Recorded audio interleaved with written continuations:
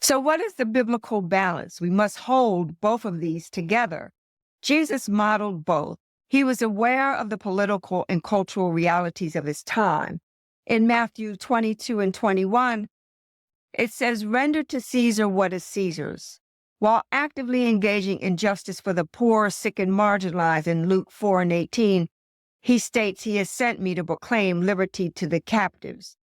Jesus also carried forward the message of the prophets and showed that justice and righteousness flow from a heart transformed by God, and at the same time criticized the religious leaders for majoring in religious duties but neglecting justice. And a prime example of this is in Matthew 23:23. Paraphrasing, he says, "You teachers of the law and Pharisees, you hypocrites, you hypocrites. You give a tenth of your spices, but you have neglected the more important matters of the law, justice, mercy, and faithfulness."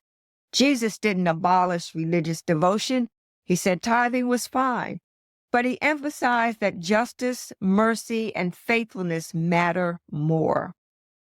Now, a final thought, the call to kingdom citizenship is that Christians are called to engage but not be consumed by worldly systems. We must fight for justice, but ensure our justice is rooted in God's righteousness, not just human ideals.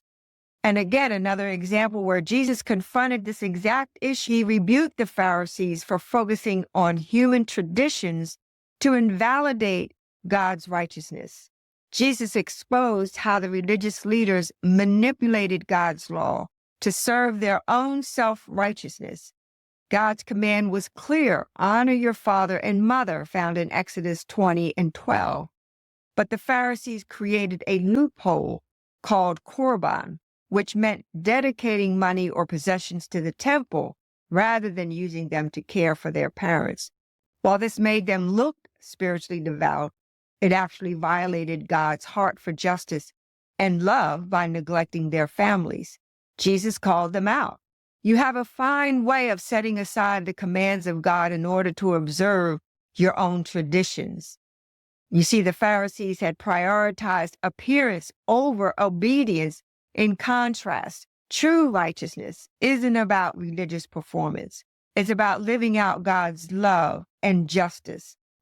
Jesus showed that God's righteousness isn't about rigid rules, but about transformed hearts. It's not about looking holy, but about actually living in love and obedience to God's commands. So how might this apply today? Well, it's easy to fall into similar traps using religious activities such as church attendance, tithing, singing in the choir, being an usher, to appear righteous while neglecting love, justice, and mercy.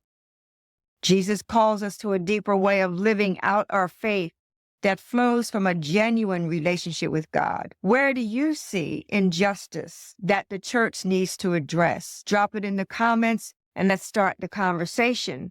And stay tuned for similar conversations, follow-up conversations on social justice, racial reconciliation, and ethical leadership.